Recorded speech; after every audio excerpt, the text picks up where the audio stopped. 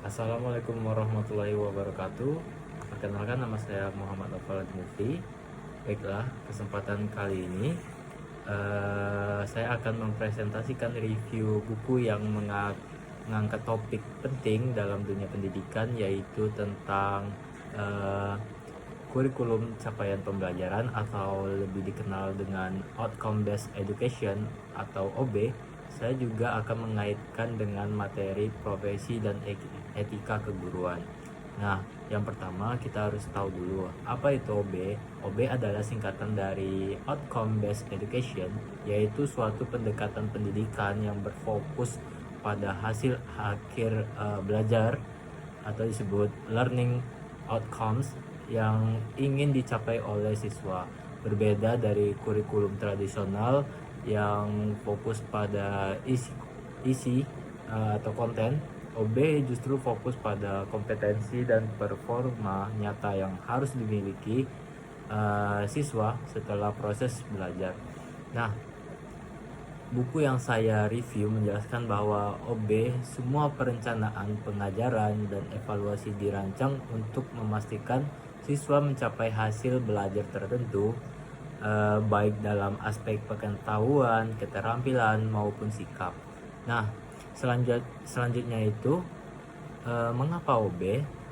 Yang pertama, OB penting karena sistem ini memberikan arah yang lebih jelas bagi guru dan siswa, dan pendekatan OB tersebut menekankan akuntabilitas, transparansi, relevan pendidikan dengan kebutuhan zaman.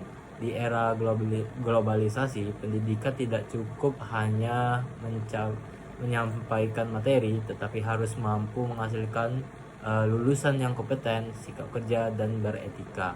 Nah, dalam konteks profesi keguruan, OB membantu guru lebih profesional jelasnya, karena mereka harus merancang proses belajar yang terstruktur, terukur, dan berorientasi pada capaian.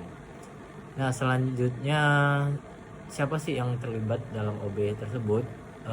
OB melibatkan seluruh pemangku kepentingan pendidikan. Yang pertama itu guru sebagai perancang dan pelaksana pembelajaran. Nah, selanjutnya siswa sebagai subjek utama yang harus mencapai outcome. Yang ketiga, sekolah dan pemerintah sebagai pengatur kebijakan kurikulum, serta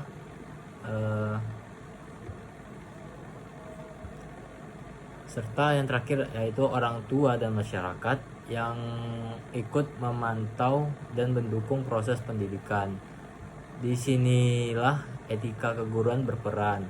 Guru dituntut untuk bersikap profesional, adil, dan jujur dalam menilai apakah siswa benar-benar telah mencapai kompetensi yang ditargetkan.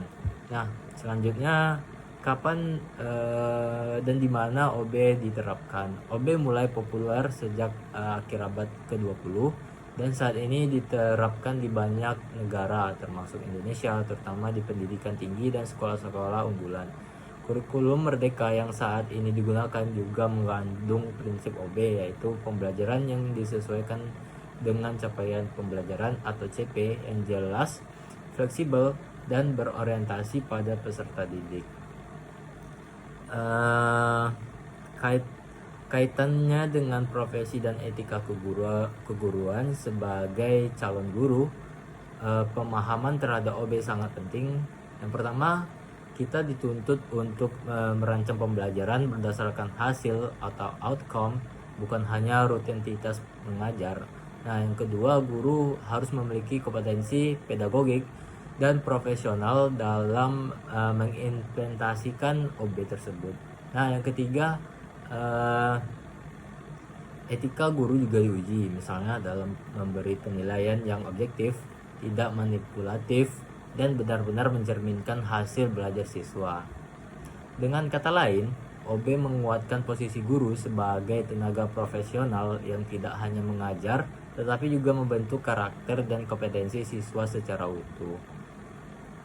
Jadi, outcome-based education adalah pendekatan kurikulum modern yang sangat relevan dengan era pendidikan saat ini. Sebagai calon pendidik, kita harus memahami OB tersebut karena ia menuntut kita untuk berpikir strategis, bertindak profesional, dan bersikap etis dalam menjalankan tugas mulia sebagai guru. Demikian presentasi saya. Saya harap informasi yang saya berikan dapat teman-teman dimengerti. Saya akhiri, wassalamualaikum warahmatullahi wabarakatuh.